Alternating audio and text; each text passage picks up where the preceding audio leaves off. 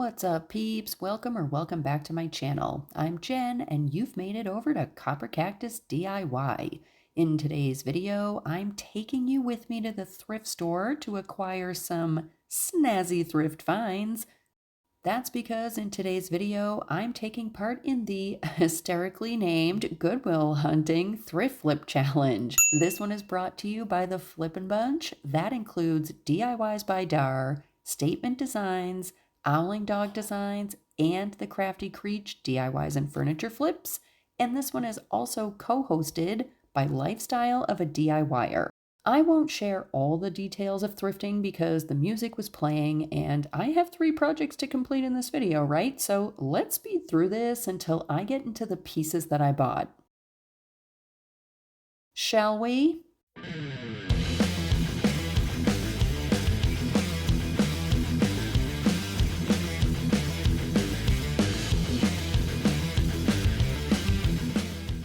The first thing I found was this black container. It's made out of pressboard and the paint is a powder-coated factory finish, but at $3.49 it was hard to pass up.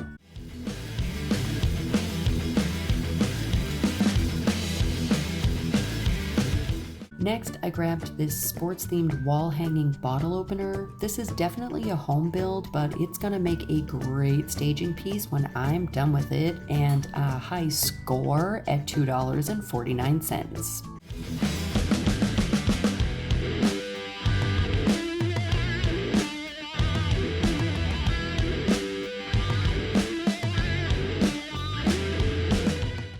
Also grabbed these napkins, but stick around to see how these were a total fail.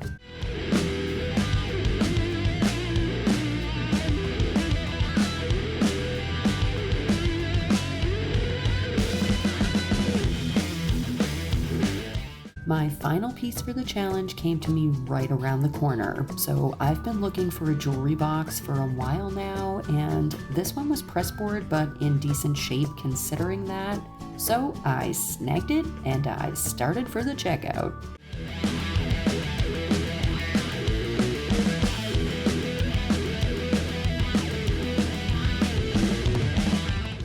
But first I had to review my cart.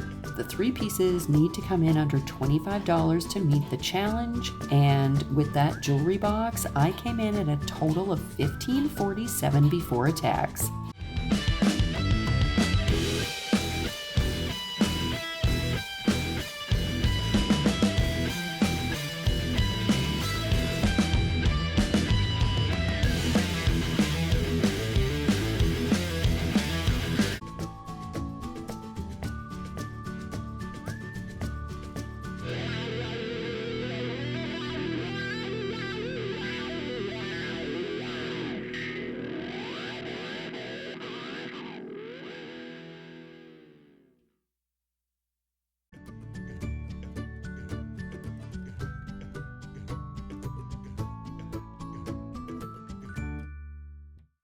So up first for my fun little thrift flip here, I am using this vase, or whatever you want to call it, milk jug looking thing, and it's a porcelain piece.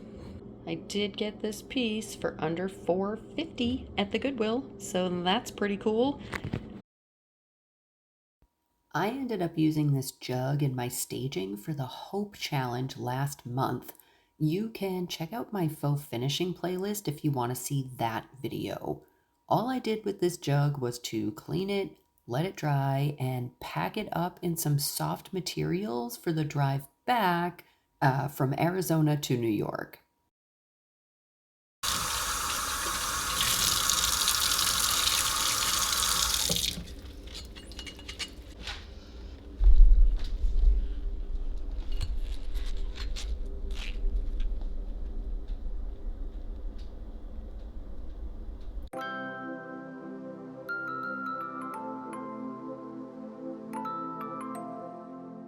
Once back home, I had to assess my pieces. I checked for damage, scratches, needed repairs, and how the finish looked in its current state. I didn't find too much wrong with any of the 3 other than this loose corner on the container.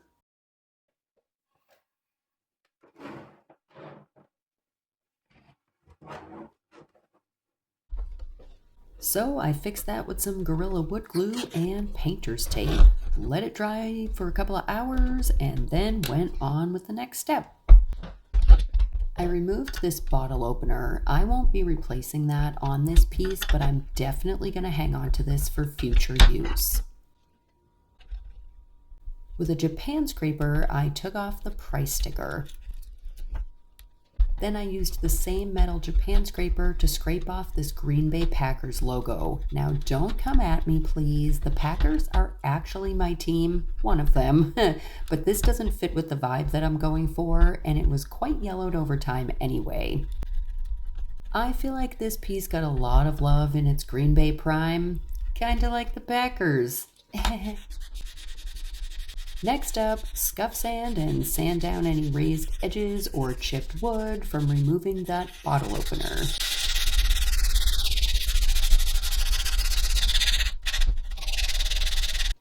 I wiped off the dust with a wet rag.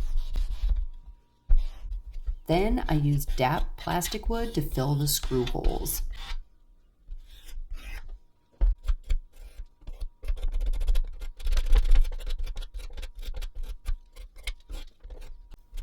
I used the wood filler on other parts as well, and then I left this to dry while I got started on the jewelry box.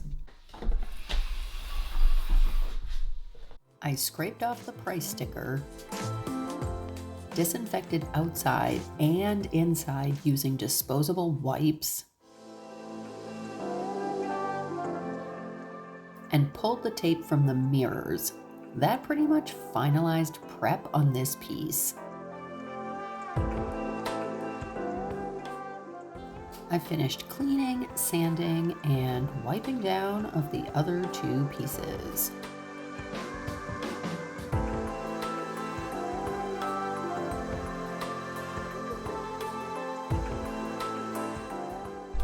So in addition to doing all the cleaning and everything else, and things that I finished off camera include this. These two drawers, the face was like really coming loose.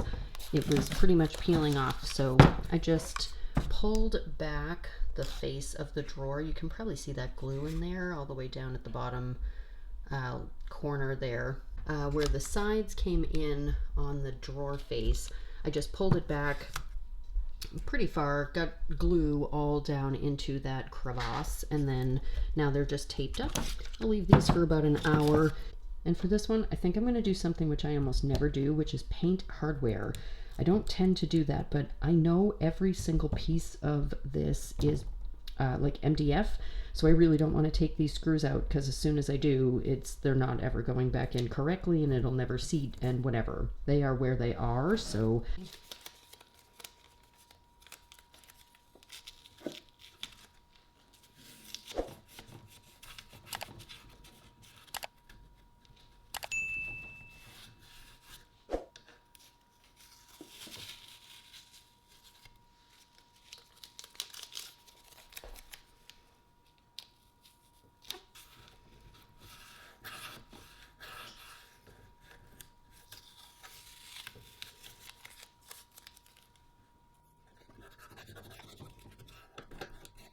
I took care of getting rid of the dust and debris on the felt using some delicate painter's tape.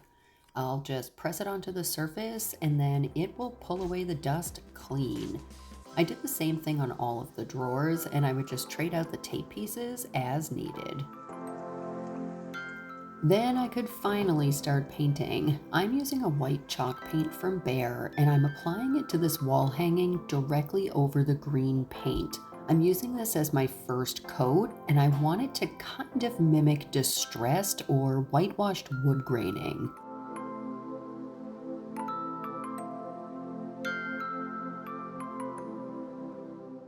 This will end up being my base coat.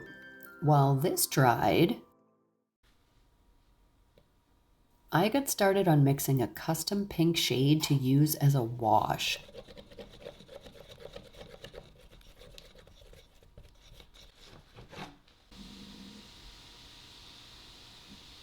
Is this a super girly color or what, right? Seeing this pink tone helped to inspire some of the rest of the treatments on all of these flips.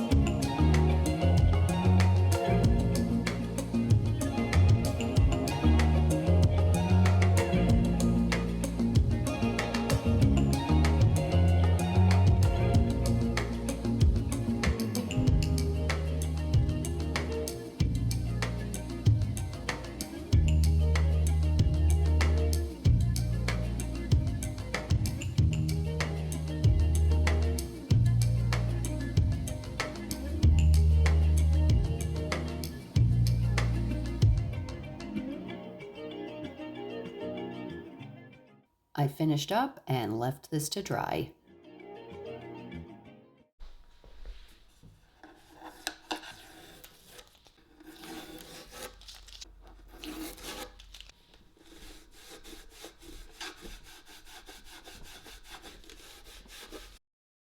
With the same chalk paint, I primed the container.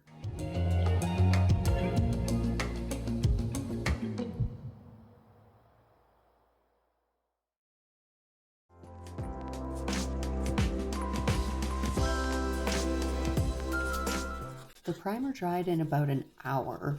Off camera, I mixed up a taupey colored Frankenpaint using FAUX set coat and 2 brands of chalk paint.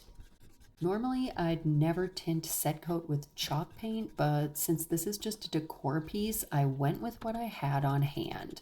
I didn't note my ratios or anything like that, and I only did one very solid coat of this color.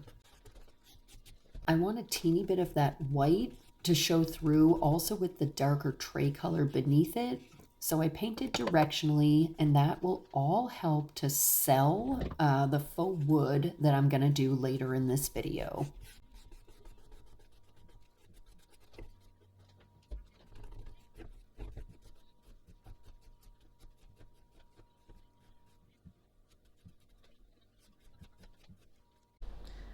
All right, coat done. Let's try the scratch test.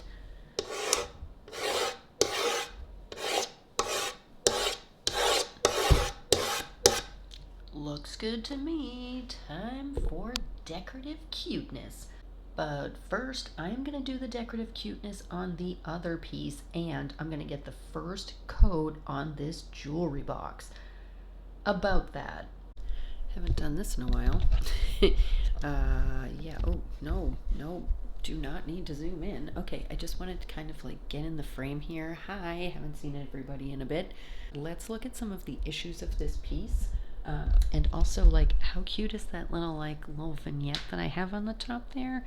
It's all my stuff that I'm going to use to do this piece. Eee, so excited. These do not unscrew. Hold on, sorry. These pieces of hardware on the doors do not unscrew. You can see on the inside here that there's just nothing. The glass, it's etched, but the etching is on the inside, not the outside, and paint easily comes off glass if need be. Hopefully it comes out on camera. All in here, there's cracking in the finish on every single surface of the finish. I taped off the felt and base to deal with them later. I'm not doing this finish on the base, so I will paint that a little later in the video. Then I primed the entire thing using this indoor-outdoor multi-surface acrylic paint from the brand Plaid. I pounced this on using a chalk paint brush.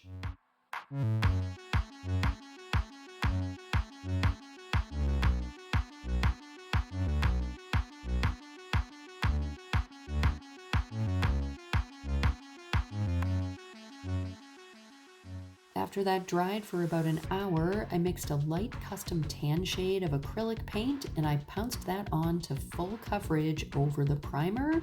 Then I left this to dry completely.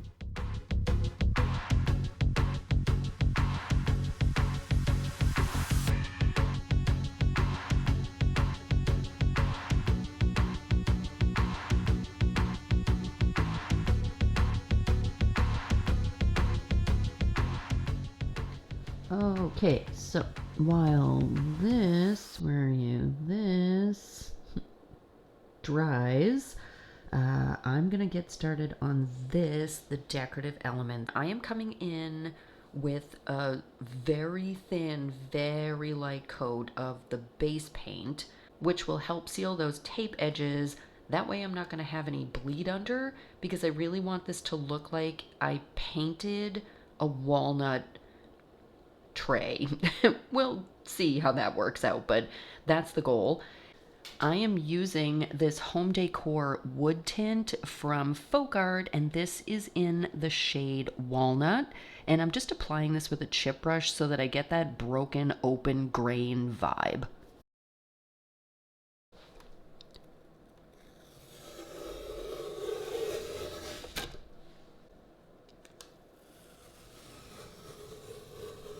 Okay, so you're probably wondering what the heckaroonie I'm even doing with all of these napkins. I'm going to open up this napkin, and it's gotta be at least 2 thicknesses.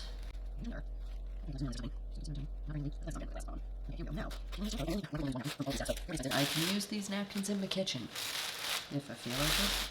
They both feel about the same for thickness, so I'm just gonna use one side. I'm gonna try this first with Sharpie markers.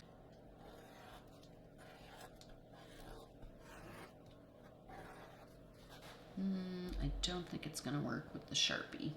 All right, so let's go over that with some water.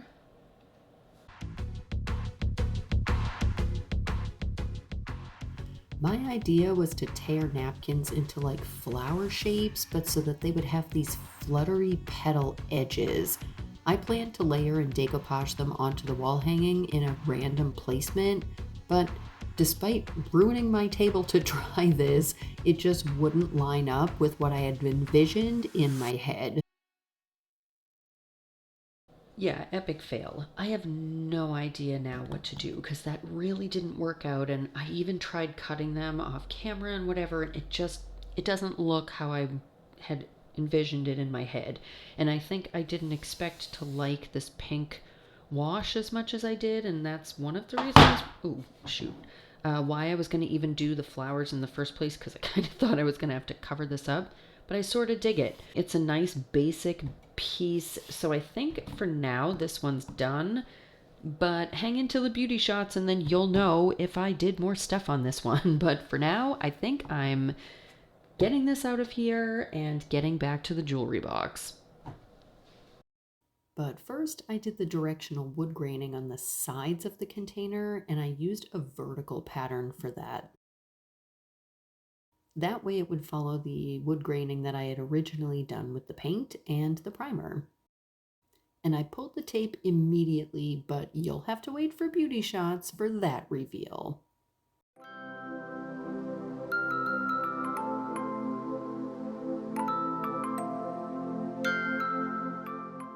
The next day, I started with the jewelry box and I got a full second coat applied. Again, I kind of want this to look super old and painted over like a zillion times, so I went with a pouncing motion and I used a chalk brush to apply this acrylic mix.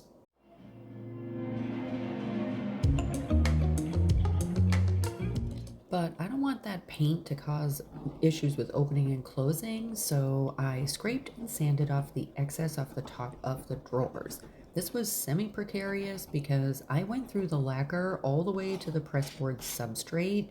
I plan to coat these with a fast-drying acrylic, so it should be fine, but keep watching to see what happens.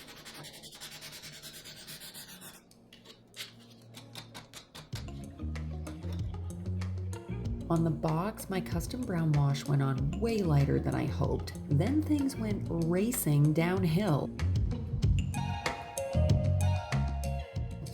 Did you catch that? Okay, so that just happened. Okay. Well, at least I saved one of them. And I guess I'm gonna try my best to save the piece now. And that's not even remotely a surprise that just happened. Oh boy. Okay, I need to assess all the damage. Here, right on the glass, of course. The front here, that can get blended in though. All I'm really nervous about especially are those drawer fronts, and I have a feeling I have at least one that's gonna need to get glued. And then I guess, I don't know how I'm gonna do this. I guess I have to top coat the whole thing, do wax and everything first, and then come in with the base color. Otherwise, I can't probably do this because I can't have it up on points. It's way too slidey, as evidenced by literally me barely even touching it with that sponge and then it going over because I was trying to adjust one foot. In case that wasn't super clear in that high-speed time lapse that just was occurring. Anyway, so now that my blood pressure is back down, I'm going to turn off this camera, assess, fix, and I'll bring you back in when everything is fixed and I am on to my final coat. So I refer to myself as a gangly person all the time. If something can drop, be knocked over or into, end up staining my clothes, or trip me on flat ground, it's pretty much gonna happen. Bull in a china shop, they used to call people like me. These times always remind me to slow down. Sadly, as a self-employed person though, ain't nobody got time for slow. Hence the time lapse here. I mixed and applied 3 or 4 different colors in random strokes and areas with an angled purdy basically dry.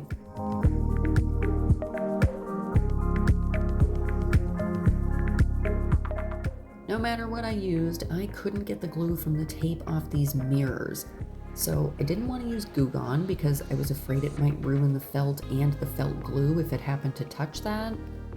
That ended up not being a super concern anyway, because later I ended up decimating this felt with the glue seeping under the tape, but we'll get to that in a minute or so. For now, my solution was to decoupage newspaper onto the mirrors and just cover it all up.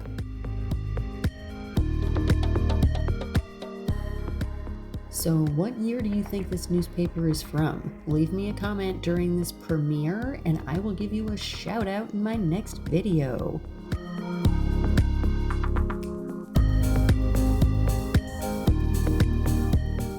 Finally, this thing was down to final steps, so the next day when it was dry, I sanded off the edge of the decoupage newspaper, the excess. Then I pulled tape and painted the base.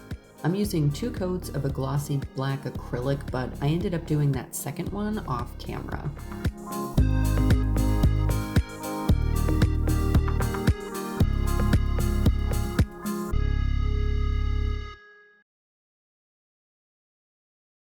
I'm using FAUX Home Decor Wax for my base wax. This is a transparent liquid wax and I use a makeup brush to apply it. Then I go right in with a black finishing wax and a pointed makeup brush so I can really grind it down into the grooves. With a clean rag, I wipe back the majority of the wax, but I do leave some in the grooves and stuff like that. I buff the black down into the paint so I can grunge it up a bit more, adding where I feel it needs more like destruction and decay.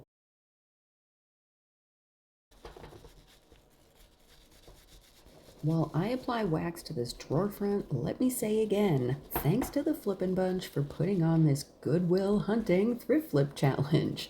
I will never stop thinking that name is adorable. I had fun painting and pushing my creativity on these pieces, and now I'm ready to do my entire studio full of girly grunge inspired furniture this spring and summer. So get subscribed and ring the bell and check my description to see my other stuff, including links to my 11 published books, including my most recently published book from last summer called You Classy Beach. I also have links to viral videos I've made, and there are other ways you can help support my work as a full-time artist. Thanks so much, everyone! Stick around for these beauty shots of all 3 pieces, but that's all my rambling for today. Thanks so much for being here and watching. Later, peeps!